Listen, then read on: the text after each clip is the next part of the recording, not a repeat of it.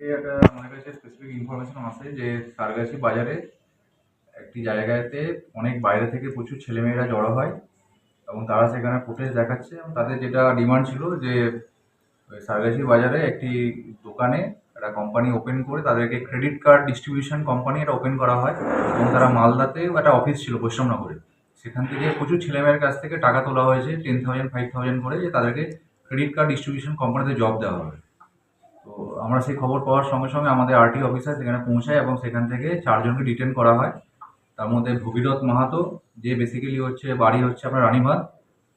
এ পুরনো আগেও এরকম চিটিং কেসে ইনভলভ ছিল, সেটা জানা গেছে। এছাড়া এর সাথে আমাদের বহরমপুরের একজন আছে, তার নাম নিশীথ দাস, তার বাড়ি বহরমপুরে। আর দুজন বেসিক্যালি পাঞ্জাব থেকে, তারা টেকনিক্যাল টিম হিসাবে তারা এসেছিল ট্রেনিং দেওয়ানোর জন্য।